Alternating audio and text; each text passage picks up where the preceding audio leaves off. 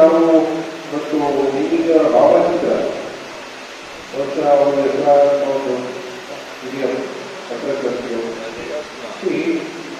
ಇವತ್ತು ಅದೇ ರೀತಿ ಸಾಕಷ್ಟು ಜನ ಪತ್ರಕರ್ತರು ಹಿರಿಯ ನಮ್ಮ ಹಿರಿಯರು ಅವರ ಒಂದು ವಿಚಾರದ ಭಾಗಿಸಿದ್ದಾರೆ. ಹೇಗೆ ಅವರು ಈ ಪತ್ರಿಕಾ ಉದ್ಯಮಕ್ಕೆ ಅವರ ಕೊಡುಗೆ ಬಹಳ ಇದೆ. ಅವರ ಹಾಗೆಯೇ ನೀವೆಲ್ಲರೂ ಹೋಗ್ಬೇಕು. ಅವರು ಯಾವ ರೀತಿ ಒಂದು ಮಾನದಂಡ ಇಟ್ಕೊಂಡು ಕೆಲಸ ಮಾಡ್ತಾ ಇದ್ರು, ಎಷ್ಟು ಶಿಕ್ಷಾವಂತರಾಗಿ ಒಂದು ಕೆಲಸ ನಿರ್ವಹಣೆ ಮಾಡ್ತಾ ಇದ್ರು, ಸಾಕಷ್ಟು ಉದಾಹರಣೆಗಳಿದೆ. ಹಾಗಾಗಿ ನನ್ನ ಒಂದು ವಿಚಾರ ಏನಪ್ಪ ಅಂದರೆ ನೀವು ಸಹ ಅವರ ಒಂದು ಆದರ್ಶಗಳನ್ನು ಪಾಲಿಸಬೇಕು ಅನ್ನೋದು ನನ್ನ ಒತ್ತಾಯ. ಅವಾಗ ಏನಾಗುತ್ತೆ, ಒಂದು ಸತ್ಯಾಸತ್ಯತೆಯನ್ನು ಮುಂದೆ ಸಾಧ್ಯ. ಯಾರೇ ಅವರು ತಮ್ಮ ಒಂದು ವೈಯಕ್ತಿಕವಾಗಿ ಒಂದು ದುರುದ್ದೇಶದಿಂದ ಮಾಡಿದಾಗ ಅದನ್ನು ಮುಂಚೆ ತರೋದಾಗಿದೆ. ಮತ್ತು ನಾನು ಒಂದು ಪ್ರಶ್ನೆ ಇವತ್ತು ನನ್ನ ಜೊತೆ ಬಯಸ್ತೇನೆ. ಮತ್ತು ಜಿಲ್ಲಾ ಅಧ್ಯಕ್ಷರು ಸಹ ಅವರು ಈಗ ನಮ್ಮ ಒಂದು ಜಿಲ್ಲೆಯಲ್ಲಿ ಬಹಳಷ್ಟು ಒಂದು ಆಕ್ಟಿವ್ ಆಗಿ ಒಂದು ಇರ್ತಕ್ಕಂಥ ಒಂದು ಪತ್ರಿಕಾ ಉದ್ಯಮ ಇವರ ಒಂದು ದೂರದೃಷ್ಟಿ ಯಾವ ಮಟ್ಟಕ್ಕೆ ಇರಬೇಕು ಅಂತಂದ್ರೆ, ಇವತ್ತೇನು ನ್ಯಾಯಾಂಗ, ಶಾಸಕಾಂಗ, ಕಾರ್ಯಾಂಗ ಈ ಮೂರು ಅಂಶಗಳು ಯಾವ ರೀತಿ ಕಾರ್ಯವೈಖರಿ ಮಾಡ್ತಾ ಇದ್ದಾರೆ, ಇದರಲ್ಲಿ ಎಷ್ಟು ಪಾರದರ್ಶಕತೆ ಇದೆ, ಆ ಪಾರದರ್ಶಕತೆಯನ್ನು ಜನರಲ್ಲಿ ತಗೊಂಡುವ ವಿಚಾರದಲ್ಲಿ ನಮ್ಮ ಮಾತ್ರ ಬಹಳ ಮುಖ್ಯ ಅಂದರೆ ನಾನು ಭಾವಿಸ್ತೇನೆ.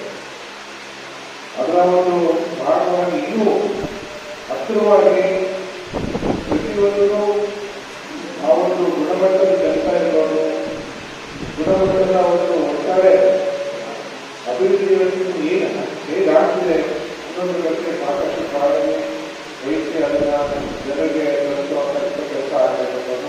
ಇದರ ವಿಷಯವನ್ನು ಎಷ್ಟು ಮಟ್ಟಿಗಿದೆ ನೀವು ಸರಿಪಡಿಸಿಕೊಳ್ಳುವುದನ್ನು ತಿಳಿಸಿ ಆ ಒಂದು ಯಾವುದೇ ಥರದ ಲೋಪ ಇದ್ದಲ್ಲಿ ಅಕೌಂಟಬಿಲಿಟಿ ವಿಚಾರದಲ್ಲಿ ನಿಮ್ಮ ಒಂದು ಪಾತ್ರವನ್ನು ಹೆಚ್ಚಿನ ಹೇಳಿ ನಾನು ಈ ಸಂದರ್ಭದಲ್ಲಿ ಹೇಳಿದ್ದೇನೆ. ಯಾಕೆಂದರೆ ಇವತ್ತು ಇಷ್ಟು ಹಣ ಒಂದು ಅಭಿವೃದ್ಧಿಗೆ ಇವತ್ತು ಸರ್ಕಾರವೇ ಖರ್ಚು ಮಾಡ್ತಾ ಇದೆ. ಅದು ಒಟ್ಟಾರೆ ಸಂಪೂರ್ಣವಾಗಿ ಬದುಕಿನವರ ಆಸ್ತಿಗೆ ಅನ್ನೋದು ಇಲ್ಲಿ ಮತ್ತೆ ಮುಖ್ಯವಾಗಿ ಇಲ್ಲಿ ನಾವು ನೋಡಬೇಕಾದಂಥ ವಿಚಾರ. ಅದರ ಒಂದು ಸಂಪೂರ್ಣ ಒಂದು ಹೆಚ್ಚಿನ ಒಂದು ಜವಾಬ್ದಾರಿ ಈ ಒಂದು ಪತ್ರಿಕಾ ಒಂದು ಮಾಧ್ಯಮದ ಮೇಲೆ ಇದೆ ಅಂತಂದ್ರೆ, ಯಾಕಂದರೆ ಇವರು 30 ಪ್ರಶ್ನೆ ಮಾಡಲಿಕ್ಕೆ ನಿಮಗೆ 4ನೇ ಅಂಗವಾಗಿ ಇಲ್ಲ. ಸೊ ಹಾಗಾಗಿ ಅದರ ಒಂದು ಹೆಚ್ಚು ಒತ್ತು ಕೊಡ್ತಕ್ಕಂಥ ಕೆಲಸ ದಿನೇ ಇದುವರೆಗೂ ಹೆಚ್ಚಿನವರು ಮಾಡ್ಕೊಂಡು ಬಂದಿದ್ದಾರೆ. ಈಗ ನೀವು ಇನ್ನೂ ಅವರಿಗಿಂತ ಹೆಚ್ಚು ಉತ್ತಮವಾಗಿ ಹೇಗೆ ಮಾಡಿ ಸಾಧ್ಯ ಅನ್ನೋದ್ರ ಬಗ್ಗೆ ತಮ್ಮ ಒಂದು ಕೆಲಸವನ್ನು ನಿಮ್ಮ ನೀವೇ ಪ್ರಶ್ನೆ ಮಾಡಿಕೊಂಡು ಅಥವಾ ನಿಮ್ಮ ಒಂದು ಸಂಘದ ಉದ್ಯೋಗದಲ್ಲಿ ಇಷ್ಟಪಟ್ಟಿದ್ದವು ಅಂದರೆ ಹೇಗೂ ನಮ್ಮ ಒಂದು ಕೆಲಸ ಕಾರ್ಯ ಮುಖಾಂತರ ಅದೇ ರೀತಿ ಆಗಬೇಕು ಅನ್ನೋದು ನನ್ನ ಒಂದು ಅಭಿಪ್ರಾಯ. ಸೊ ಇಷ್ಟು ಒಂದು ವಿಚಾರವಾಗಿ ನಾನು ಮುಂದೆ ಹೇಳಿಕ್ಕೆ ಬಯಸ್ತೇನೆ. ಇದರಲ್ಲಿ ಬಹಳ ಮುಖ್ಯವಾದ ವಿಚಾರ ಭಾವಿಸ್ತೇನೆ.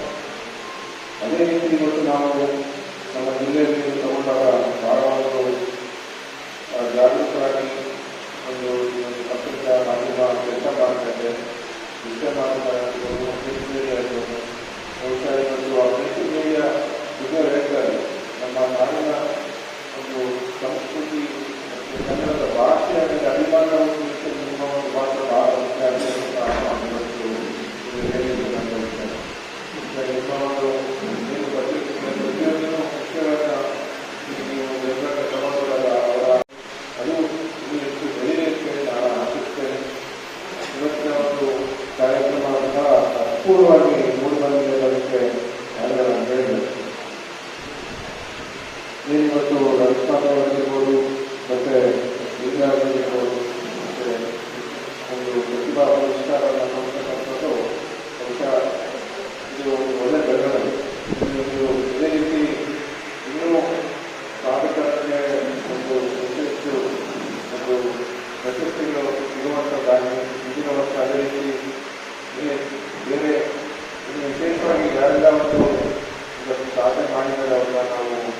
ವಿಶ್ವಾಸ ಖಂಡಿತ ಆಗಲಿ. ಜೊತೆಗೆ ಇವತ್ತೇನು ಅನುರ್ ಭಾರತದಲ್ಲಿ ಇರ್ತಕ್ಕಂಥ ಪತ್ರಕರ್ತರು ಈಗ ಅವರಿಗೆ ಬೆಳಗ್ಗೆಯಿಂದ ಸಂಜೆವರೆಗೂ ರಿಟರ್ನ್ ಬಂದಾಗ ಅವ್ರು ಕಷ್ಟ ಮಾಡಿದ್ದಾರೆ. ಹೃದಯ ಕನ್ನಡ ಹೇಳ್ತಿರ್ತಾರೆ, ಯಾವಾಗ ಯಾಕೆ ಮಾಡ್ತಾರೆ. ಸೊ ಇಲ್ಲಿ ಅದೆಲ್ಲ ಒಂದು ನಾವು ಏನು ಒಂದು ಜನರಿಗೆ ಒಂದು ಮಾಡೋಕ್ಕಾಗಬೇಕು ಅದನ್ನು ಒಂದು ಜನ ಅವಕಾಶ ಕೊಟ್ಟಿದ್ದಾರೆ. ಆ ಒಂದು ಕೆಲಸ ಆ ಒಂದು ಸಮಯ ಅದಕ್ಕೆ ಇಲ್ಲ, ಇಷ್ಟು ಸಮಯ ಅಂತ ಇಲ್ಲ. ಯಾವಾಗ ಕೊಟ್ಟಾಗ ಮಾಡಿದ್ದಾರೆ ತಾವು ವ್ಯಾಪಾರ ಮಾಡ್ತಾ ಇದ್ದಾರೆ. ಇನ್ನೂ ಒಂದು 7 ತಿಂಗಳ ಈಗಾಗಲೇ ಇಟ್ಟಿದೆ. ಬಹಳಷ್ಟು ಮೊದಲು ಮುಖ್ಯವಾಗಿ ನಿಮಗೆ ಭವನ ಆಗಬೇಕು. ನಾನು ಸಹ ಹೇಳ್ತಾ ಇದ್ದೀನಿ, ಮುಂದಿನ ಇಂಥ ಒಂದು ವರ್ಷದಲ್ಲಿ ನಿಮ್ಮ ಭವನ ಉದ್ಘಾಟನೆಯಾಗಿ ಅಲ್ಲೇ ನೀವು ಆಚರಣೆ ಮಾಡಲು ಬಹಳ ಒಂದು ಸಂತೋಷ ಭಾವನೆ. ಸ್ವಲ್ಪ ಏನಾದರೂ ಕೊರತೆ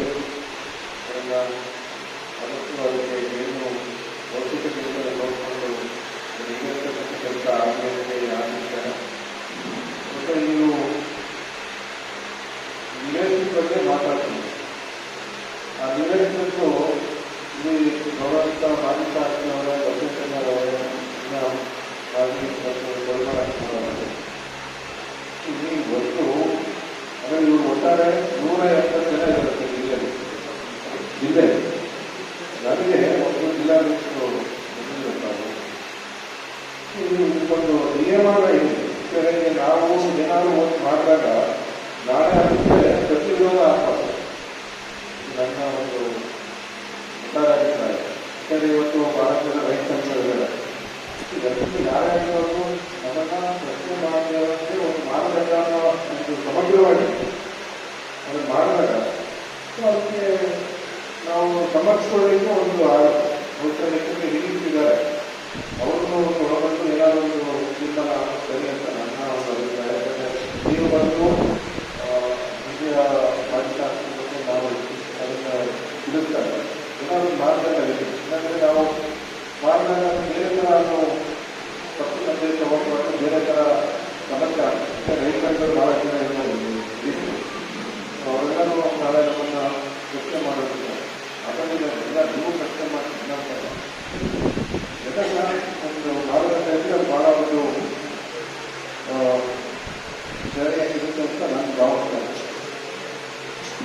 ಸೊ ಈ ವಿಚಾರವಾಗಿ ಅದೊಂದು ತೀರ್ಮಾನ ಆಗಬೇಕು.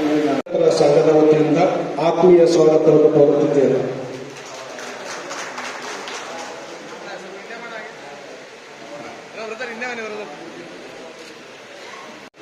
ಅವರಿಗೂ ತಾಲೂಕು ಕಾರ್ಮಿಕ ಪತ್ರಕರ್ತರ ಸಂಘದ ವತಿಯಿಂದ ಆತ್ಮೀಯ ಸ್ವಾಗತವನ್ನು ಕೋರುತ್ತಿದ್ದೇನೆ.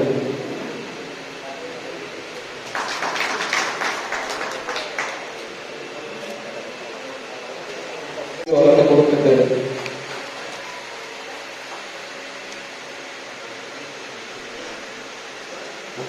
ಸನ್ಮಾನಿತರು ರಂಗಸ್ವಾಮಿ ಅವರು ಕಾರ್ಯಕ್ರಮಕ್ಕೆ ಆಗಮಿಸಲಿದ್ದಾರೆ. ಅವರಿಗೆ ತಾಲೂಕು ಕಾರ್ಮಿಕ ಪತ್ರಕರ್ತರ ಸಂಘದ ವತಿಯಿಂದ ಆತ್ಮೀಯ ಸ್ವಾಗತ ಕೋರುತ್ತಿದ್ದೇನೆ.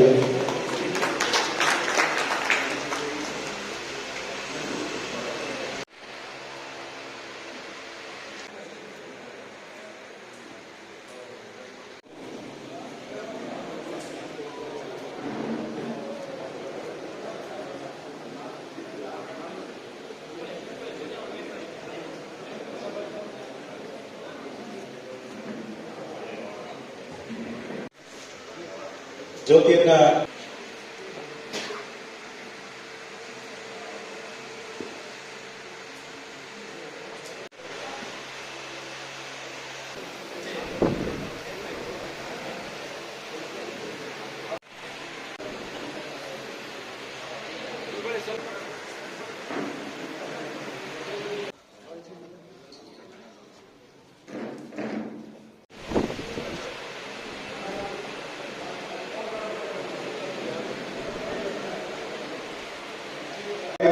ಪತ್ರಕರ್ತರ ಸಂಘಕ್ಕೆ ಕೊಡ್ತಾ ಬಂದಿದ್ದಾರೆ.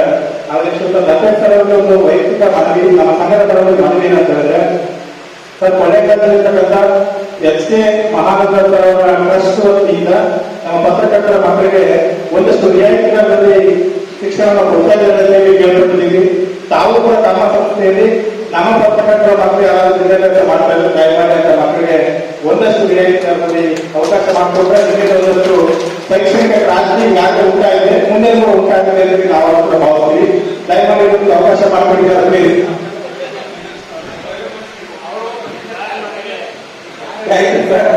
ಹಾಗೆ ಶ್ರೀಧರಿಗೆ ನಮ್ಮ ಸಂಘದ ಪರವಾಗಿ ಅಭಿನಂದನೆ ಸಲ್ಲಿಸ್ತೇನೆ. Thank you sir, thank you so much.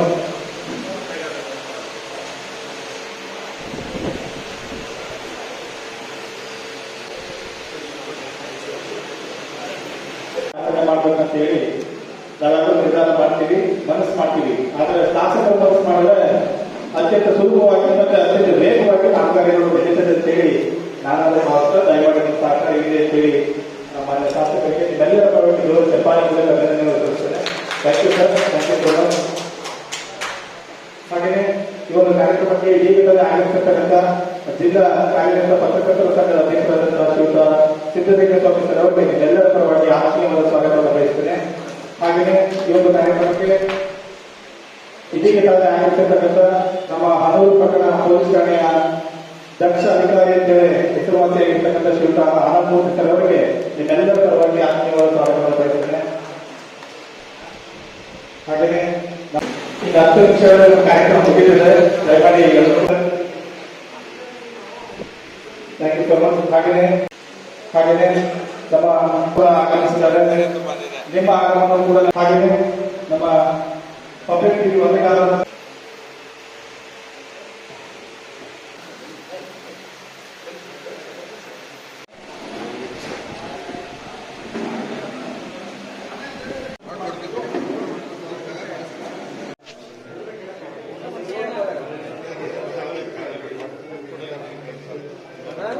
ಅದರಲ್ಲೂ ಕೂಡ ಬಹಳ ವಿಶೇಷವಾಗಿ ಅವರಿಗೂ ಕೂಡ ಒಂದು ದಿನ ಇದೆ ಅನ್ನುವಂತಹದನ್ನ ಗುರುತಿಸಿ ಅದನ್ನ ವಿಶೇಷವಾಗಿ ಇಲ್ಲಿ ಪತ್ರಿಕಾ ದಿನಾಚರಣೆ ಅಂತ ಆಚರಿಸ್ತಿರುವಂತಹದ್ದು ಬಹಳ ನಿಜಕ್ಕೂ ಸಂತೋಷವಾದಂತಹದ್ದು. ನಮ್ಮ ಕರ್ನಾಟಕ ರಾಜ್ಯದಲ್ಲಿ ಪತ್ರಿಕೋದ್ಯಮಕ್ಕೆ ಬಹಳ ಸುದೀರ್ಘವಾದಂತಹ ಇತಿಹಾಸ ಇರುವಂತಹದ್ದು. ಕೇವಲ 1 ವರ್ಷದಲ್ಲೋ 2 ವರ್ಷದಲ್ಲೋ ಒಂದು 10 ವರ್ಷನೋ 50 ವರ್ಷನೋ ಆಗಿಲ್ಲ.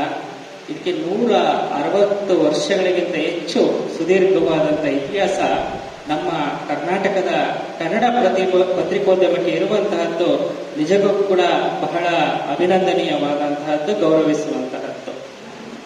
1843ರಲ್ಲಿ ಮಂಗಳೂರು ಸಮಾಚಾರ ಅನ್ನುವಂತಹ ಕನ್ನಡ ದಿನಪತ್ರಿಕೆ ಮೊದಲಿಗೆ ಪ್ರಾರಂಭ ಆಗುತ್ತೆ. ಅವತ್ತು ಅದು ಇಂದಿಗೆ ಒಂದು ಆಲದ ಮರ ಹೇಗೆ ಒಂದು ಬೀಜದಿಂದ ಹುಟ್ಟಿ ಅದು ಹೇಗೆ ತನ್ನ ಬೇರನ್ನ ಬಿಟ್ಟು ಬಹಳ ಬೃಹದಾಕಾರವಾಗಿ ಬೆಳ್ಕೊಂಡಿರುತ್ತೆ. ಹಾಗೇನೆ ಇವತ್ತು ಒಂದಲ್ಲ 10 ಅಲ್ಲ 100 ಪತ್ರಿಕೋದ್ಯಮಗಳು ಪ್ರಾರಂಭ ಆಗಿದೆ ಅಂತ ಹೇಳಿದ್ರೆ ಅದು 1843ರಲ್ಲಿ ಹಾಕದಂತಹ ಬೀಜ ಇವತ್ತು ಬೋಧಿ ವೃಕ್ಷವಾಗಿ ಬೆಳೆದಿರುವಂತಹದ್ದು ನಮ್ಮ ಕನ್ನಡ ಪತ್ರಿಕೋದ್ಯಮ ಎನ್ನುವಂತಹದ್ದು ಬಹಳ ಹೆಮ್ಮೆ ಪಡಬೇಕಾದಂತಹದ್ದು ಇವತ್ತಿಗೆ. ಅದರ ಜೊತೆಗೆ ಆ ಪತ್ರಿಕೋದ್ಯಮದಲ್ಲಿ ಪತ್ರಕರ್ತರಿಗೆ ಎಷ್ಟು ಸವಾಲುಗಳಿರುತ್ತೆ ಅಂತ ಹೇಳಿದ್ರೆ ಬಹಳಷ್ಟು ಸವಾಲುಗಳಿರುತ್ತೆ. ಅವರು ಊಹಿಸ್ಲಿಕ್ಕೂ ಸಾಧ್ಯವಾಗದಿರುವಂತಹ ಸವಾಲುಗಳಿರುತ್ತೆ. ಒಂದು ಕಡೆ ಬಹಳ ಅಕ್ಯುರೇಟ್ ಮಾಹಿತಿ, ನಿಖರವಾದಂತಹ ಮಾಹಿತಿಯನ್ನ ಅವರು ತರಲೇಬೇಕು. ಯಾಕೆಂತ ಹೇಳಿದ್ರೆ ಇವತ್ತು ಏನೋ ಒಂದು ಸುಳ್ಳು ಮಾಹಿತಿ ಕೊಟ್ಟು ಏನೋ ಒಂದು ಬರೆದ್ಬಿಟ್ಟು ಪುನಃ ನಾಳೆಗೆ ಅದು ಇನ್ನೊಂದು ಪತ್ರಿಕೆಯಲ್ಲಿ ಇದು ಮಾಹಿತಿ ಸರಿ ಇಲ್ಲ ಅಂತ ಬರೆದ್ರೆ ಅದರ ಒಂದು ಸತ್ವ ಕಳ್ಕೊಂಡು ಬಿಡುತ್ತೆ, ಅವರ ವ್ಯಕ್ತಿತ್ವವನ್ನೇ ಕಳ್ಕೊಂಡು ಬಿಡುತ್ತೆ. ಅದರಿಂದ ಅವರು 24 ಗಂಟೆಗಳ ಜಾಗೃತರಾಗಿ ವರದಿಯನ್ನ ಮಾಡಬೇಕಾದ್ರೆ ಕಣ್ಣಲ್ಲಿ ಕಣ್ಣಿಟ್ಟು ಬಹಳ ಚಿಂತನೆ ಮಾಡಿ ಅದು ಸತ್ಯಾಸತ್ಯತೆಗಳನ್ನು ತಂದು ವರದಿ ಮಾಡುವಂತಹ ಒಂದು ಜವಾಬ್ದಾರಿ ಪತ್ರಕರ್ತರಿಗಿರುವಂತಹದ್ದು.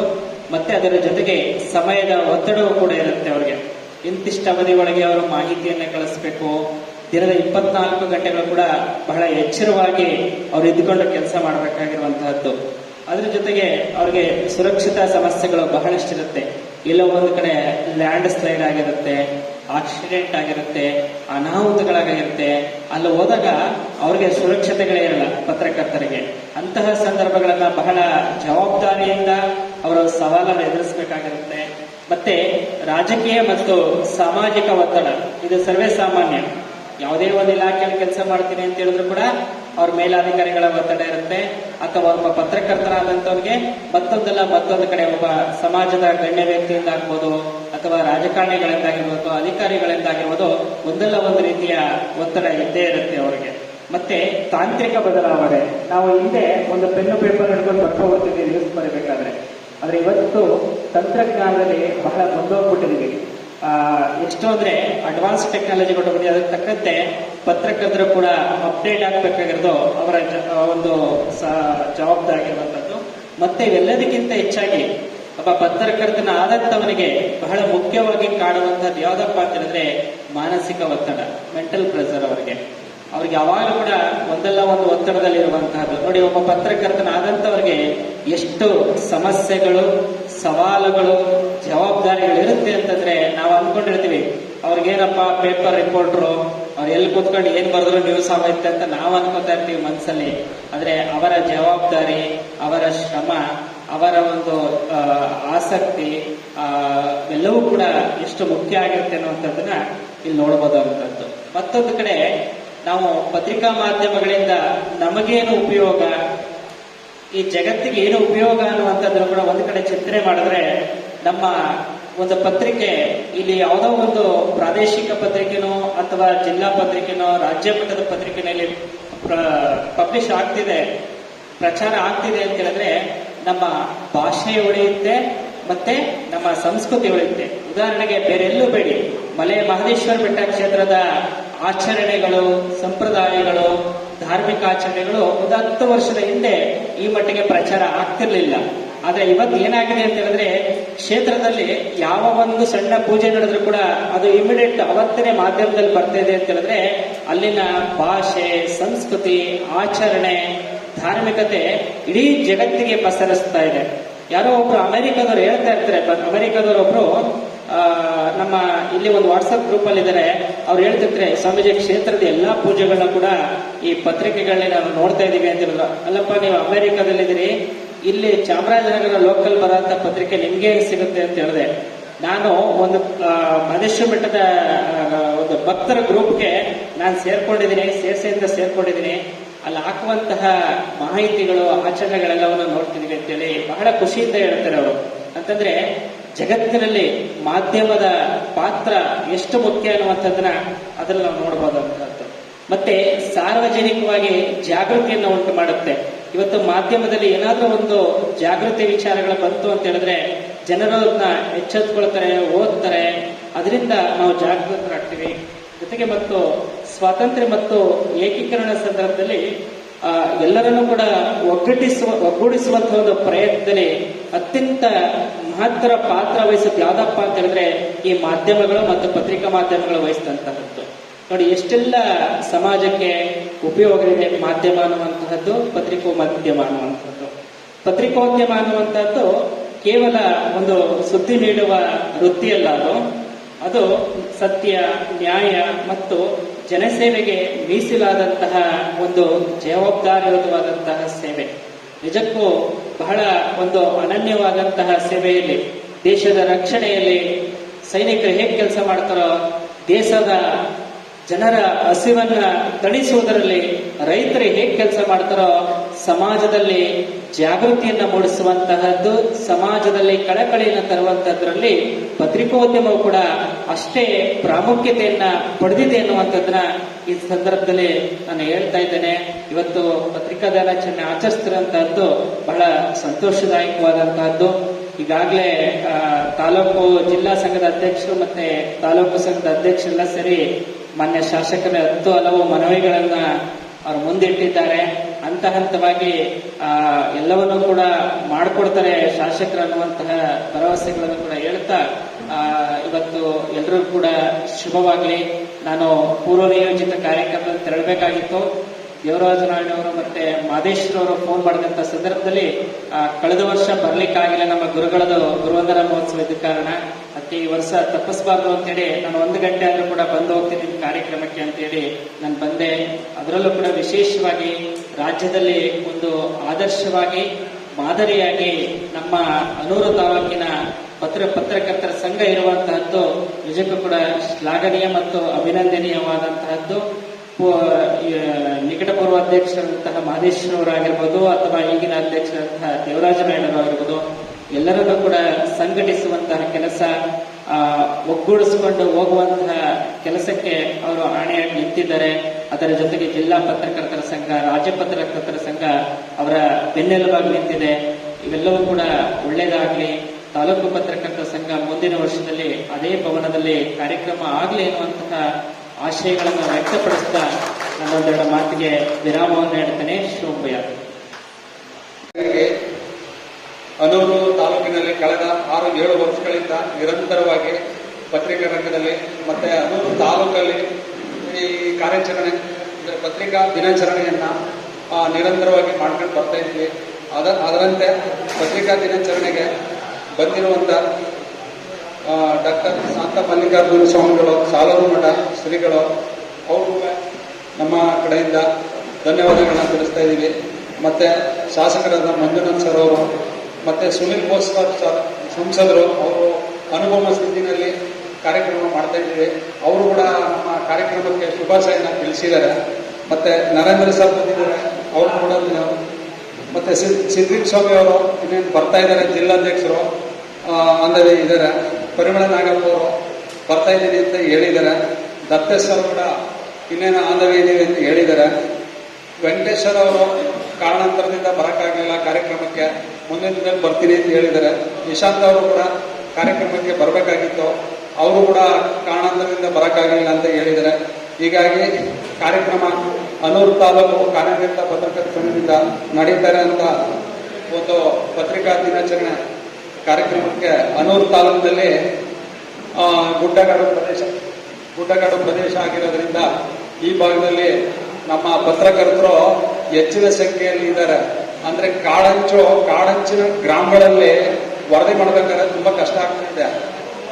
ಇದೀಗ ಮಾನವ ಶಿಕ್ಷಣ ಸಂಸ್ಥೆ ಅಧ್ಯಕ್ಷರಾದ ದತ್ತೇಶ್ವರ್ ಬಂದಿದ್ದಾರೆ, ಅವ್ರಿಗೂ ಕೂಡ ಕಾರ್ಯಕ್ರಮಕ್ಕೆ ಸ್ವಾಗತ ಕೋರ್ತಾ ಇದ್ದೀವಿ.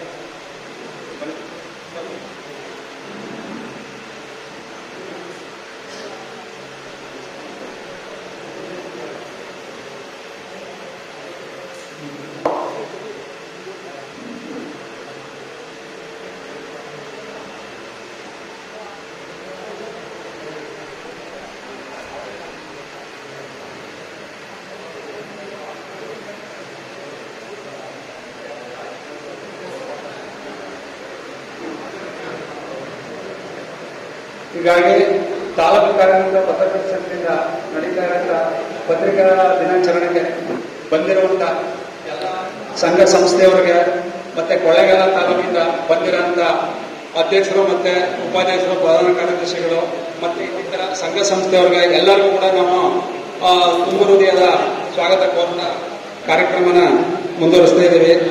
ಅನೂರು ಪಟ್ಟಣದಲ್ಲಿ ಕಾರ್ಯನಿರತ ಪತ್ರಕರ್ತರ ಸಂಘದ ಭವನನ ನಿರ್ಮಾಣ ಮಾಡಲಾಗ್ತಿದೆ. ಈ ಹಿಂದೆ ಈ ಭವನಕ್ಕೆ ಸುಮಾರು 50 ಲಕ್ಷ ರೂಪಾಯಿ ವೆಚ್ಚ ಆಗ್ತಾ ಇದೆ.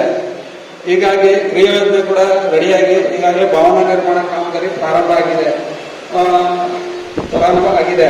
ಈಗಾಗಲೇ ಈ ಹಿಂದೆ ಇದ್ದಂತ ಶಾಸಕರಾದ ನರೇಂದ್ರ ಸರ್ ಅವರು ಕೂಡ ನಮಗೆ ನಿವೇಶನ ಕೊಡಿಸದಲ್ಲಿ ಯಶಸ್ವಿಯಾಗಿ ಮತ್ತೆ ಅನುದಾನವನ್ನು ಕೂಡ ಕೊಟ್ಟಿದ್ರು. ಬೇಸ್ಮೆಂಟ್ ಆಗಿ ಇದಾಗಿತ್ತು. ಈಗ ಮುಂದಿನ ಕಾಮಗಾರಿಯಾಗಿ ಸುನಿಲ್ ಬೋಸ್ ಅವರು ಸಂಸದರು ಕೂಡ ಅವರು ಕೂಡ 10 ಲಕ್ಷ ಅನುದಾನ ಕೊಟ್ಟಿದ್ದಾರೆ. ಮತ್ತೆ ನಮ್ಮ ಶಾಸಕರು ಮಂಜುನಾಥ್ ಸರ್ ಅವರು ಕೂಡ ಹೆಚ್ಚಿನ ಅನುದಾನ ಕೊಡಬೇಕು ಅಂತ ಕೇಳ್ಕೊಂಡಾಗ ಮೊದಲ ಹಂತವಾಗಿ 10 ಲಕ್ಷ ರೂಪಾಯಿ ಅನುದಾನ ಕೊಟ್ಟಿದ್ದಾರೆ. ಈಗಾಗಲೇ ನಮ್ಮ ಭವನ ಇನ್ನೇನು ಬೆಡ್ ಆಗಕ್ಕೆ ಬಂದಿದೆ. ಮುಂದಕ್ಕೆ ಇನ್ನೂ ಕೂಡ 20 ಲಕ್ಷ ರೂಪಾಯಿ ಅಷ್ಟು ಅನುದಾನ ಬೇಕಾಗಿರೋದ್ರಿಂದ ಮುಂದಿನ ದಿನದಲ್ಲಿ ನಮ್ಮ ಶಾಸಕರು ಮಂಜುನಾಥ್ ಸರ್ ನಮಗೆ ಭವನ ನಿರ್ಮಾಣ ಮಾಡಿ ಮುಂದಿನ ಒಂದು ಪತ್ರಿಕಾ ದಿನಾಚರಣೆನ ಅಲ್ಲೇ ಪತ್ರಿಕಾ ದಿನಾಚರಣೆ ಮಾಡಕ್ಕೆ ನಮಗೆ ಆ ಭವನದ ನಿರ್ಮಾಣ ಮಾಡಕ್ಕೆ ತೊಡಗಿಸ್ಕೊಡ್ಬೇಕು. ಹೀಗಾಗಿ ತಮ್ಮಲ್ಲಿ ಮನವಿ ಮಾಡ್ತಾ ಇದ್ದೀವಿ. ಜೊತೆಗೆ ಇದಲ್ಲದೆ ತಾಲೂಕು ಕಾರ್ಯನಿರತ ಪತ್ರ ಸಂಘದಲ್ಲಿ ಸುಮಾರು 30ಕ್ಕೂ ಹೆಚ್ಚು ನಾವು ಒಂದು ಪದಾಧಿಕಾರಿಗಳಿದ್ದೀವಿ. ಈ ಗುಡ್ಡಗಾಡು ಪ್ರದೇಶದಿಂದ ಬರ್ತಿರೋಂಥ ನಮ್ಮ ಪತ್ರಕರ್ತರಿಗೆ ತುಂಬಾ ಕಷ್ಟ ಆಗ್ತಾ ಇದೆ. ಹಾಗಾಗಿ ಅನೂರು ಪಟ್ಟಣದಲ್ಲಿ ನಮಗೆ ಒಂದು ನಿವೇಶನ ಕೊಡಬೇಕು ಅಂತ ಕಳೆದ 1 ವರ್ಷದಿಂದ ತಮಗೂ ಕೂಡ ಮನವಿಯನ್ನು ಕೊಡ್ತಾ ಇದ್ದೀವಿ. ಜಾಗನ ಕೂಡ ನಾವು ಗುರುತಿಸಿ ನಾವು ತಮಗೆ ಮನವಿ ಕೂಡ ಕೊಟ್ಟಿದ್ದೀವಿ ಈ ಹಿಂದೆನೂ. ಹಾಗಾಗಿ ಮುಂದಿನ ಪತ್ರಿಕಾ ದಿನಾಚರಣೆ ಒಳಗಡೆ ನಮ್ಗೆ ಸರ್ ನಮ್ಗೆ ಆ ಒಂದು ನಿವೇಶನ ಎಲ್ಲರಿಗೂ ಬರುವಂತ ನಿಟ್ಟಿನಲ್ಲಿ ಶಾಸಕರು ಗಮನ ಹರಿಸಬೇಕು. ಆಮೇಲೆ ಇಲ್ಲಿ ತಾಲೂಕು ದಂಡಾಧಿಕಾರಿಗಳಿಗೆ ಸೂಚನೆ ಕೊಟ್ಟು ಆ ಒಂದು ಕಾರ್ಯನ ಆಗೋ ತರ ನಮ್ಗೆ ಮಾಡ್ಕೊಡ್ಬೇಕಾಗಿ ತಮ್ಮಲ್ಲಿ ಕೇಳ್ಕೊತಾ ಇದ್ದೀವಿ. ಜೊತೆಗೆ ಪತ್ರಕರ್ತರು ಈಗಾಗಲೇ ಈ ಭಾಗದಲ್ಲಿ ಗುಡ್ಡಗಾಡು ಪ್ರದೇಶದಲ್ಲಿ ಕೆಲಸ ಮಾಡ್ತಾ ಇದ್ದಾರೆ. ಹಾಗಾಗಿ ಅವರು ಕ್ಷೇಮಾಭಿವೃದ್ಧಿಗೆ ಅನುದಾನ ಕೊಡಬೇಕು. ಈಗಾಗಲೇ ಚಾಮರಾಜನಗರ ಜಿಲ್ಲೆಯಲ್ಲಿ ಪುಟ್ರಂಗ್ ಸೆಂಟ್ರು 5 ಲಕ್ಷ ರೂಪಾಯಿ ಚಾಮರಾಜನಗರ ಜಿಲ್ಲೆ ಇದಕ್ಕೆ ಅವರು ಸ್ವಂತ ಹಣದಲ್ಲಿ ವೈಯಕ್ತಿಕವಾಗಿ ಕೊಟ್ಟಿದ್ದಾರೆ. ಹೀಗಾಗಿ ನಮ್ಮ ಪತ್ರಕರ್ತರ ಕ್ಷೇಮಾಭಿವೃದ್ಧಿ ಇದಕ್ಕೆ ಶಾಸಕರು ತಮ್ಮ ಅನುದಾನದಲ್ಲಿ ಜೊತೆಗೆ ಮತ್ತೆ ವೈಯಕ್ತಿಕವಾಗಿ ಕೂಡ ನಮ್ಮ ಪತ್ರಕರ್ತರ ಕ್ಷೇಮಾಭಿವೃದ್ಧಿಗೆ ಅನುದಾನ ಕೊಡೋದ್ರ ಮೂಲಕ ನಮಗೆ ಎಲ್ಲರಿಗೂ ಇದು ಮಾಡಿಕೊಡ್ಬೇಕು ಅಂತ ತಮ್ಮಲ್ಲಿ ಕೇಳ್ಕೊತಾ ಇದ್ದೀವಿ. ಜೊತೆಗೆ ಪತ್ರಕರ್ತರಿಗೆ ಆರೋಗ್ಯ ಅಪಘಾತ ಸೇರಿದಂತೆ ತುರ್ತು ಸಂದರ್ಭಗಳಲ್ಲಿ ಸಹಾಯ ಮಾಡೋ ನಿಟ್ಟಿನಲ್ಲಿ ಚಾಮರಾಜನಗರ ಜಿಲ್ಲೆಯಲ್ಲೂ ಕೂಡ ಒಂದು ಕ್ಷೇಮಾಭಿವೃದ್ಧಿ ನಿಧಿನ ತೆರೆದಿದ್ದಾರೆ. ಅದಕ್ಕೂ ಕೂಡ ಒಂದು ನಿಧಿನ ಸ್ಥಾಪಿಸಕ್ಕೆ ತಾವು ಅನುಕೂಲ ಮಾಡಿಕೊಡ್ಬೇಕಾಗಿ ಅಂತ ತಮ್ಮನ್ನ ಕೇಳ್ಕೊತಾ ಇದ್ದೀವಿ. ಜೊತೆಗೆ ಈ ಭಾಗದಲ್ಲಿ ಕೆಲಸ ಮಾಡ್ತಾ ಇರೋಂಥ ನಮ್ಮ ಪತ್ರಕರ್ತರಿಗೆ ಸಕಾಲದಲ್ಲಿ ಏನಾದ್ರು ಸಮಸ್ಯೆಗಳಾದಾಗ ಪ್ರತಿಯೊಬ್ಬರು ಕೂಡ ಸಮಸ್ಯೆನ ಇದು ಮಾಡ್ಕೊಡ್ಬೇಕು. ಮತ್ತೆ ಈ ಶಾಸಕರಾದ ಮಂಜುನಾಥ್ ಸರ್ ಅವರು ನಮ್ಮ ಪತ್ರಕರ್ತರಿಗೆ ಸರಿಯಾದ ರೀತಿಯಲ್ಲಿ ಸ್ಪಂದಿಸ್ತಾ ಇಲ್ಲ ಅಂತ ಪದೇ ಪದೇ ಹೇಳ್ತಾ ಇದ್ದಾರೆ. ಹೀಗಾಗಿ ವೇದಿಕೆಯಲ್ಲಿ ಹೇಳ್ಬೇಕಾದಂತ ಪರಿಸ್ಥಿತಿ ನಮ್ಗೆ ನಿರ್ಮಾಣ ಆಗಿದೆ. ಮತ್ತೆ ಕಾರ್ಯಕ್ರಮಗಳನ್ನ ಆಯೋಜನೆ ಮಾಡಿದಾಗ ನಮ್ಗೆ ಸರಿಯಾದ ರೀತಿ ಇದು ಮಾಡ್ತಾ ಇಲ್ಲ ಅನ್ನೋದು ಕೂಡ ಹೇಳ್ತಾ ಇದ್ದಾರೆ. ಹಾಗಾಗಿ ವೇದಿಕೆಯಲ್ಲಿ ಕರ್ಸ್ಬಿಟ್ಟು ನಮ್ಮನ್ನ ಹೇಳ್ತಾ ಇದ್ದಾರೆ ಅನ್ನೋದನ್ನ ಒಂದು ನಿಟ್ಟಿನಲ್ಲಿ ಇದಾಗಬಾರ್ದು ಶಾಸಕರು. ಹೌದು ಸರ್, ಇದು ಮಾಡಿ ನಮ್ಗೆ ಮಾಡ್ಕೊಡ್ಬೇಕು. ಹೀಗಾಗಿ ಚಾಮರಾಜನಗರ ಜಿಲ್ಲೆನಲ್ಲಿ ಪತ್ರಕರ್ತರಿಗೆ ಆರೋಗ್ಯ ಅಪಘಾತ ಮತ್ತೆ ತುರ್ತು ಸಂದರ್ಭಗಳಲ್ಲಿ ಸಹಾಯ ಮಾಡುವ ನಿಟ್ಟಿನಲ್ಲಿ ಸಂಘದಲ್ಲಿ ದುಡಿದರಿಗೆ ಕೂಡ ಅನುಕೂಲ ಮಾಡಿಕೊಡ್ಬೇಕು. ಹೀಗಾಗಿ ಪತ್ರಿಕಾ ದಿನಾಚರಣೆಗೆ ಬಂದಿರುವಂತ ವೇದಿಕೆಯಲ್ಲಿರುವ ಎಲ್ಲರಿಗೂ ವಂದಿಸಿ ನನ್ನ ಮಾತನ್ನ ಮುಗಿಸ್ತಾ ಇದ್ದೀನಿ.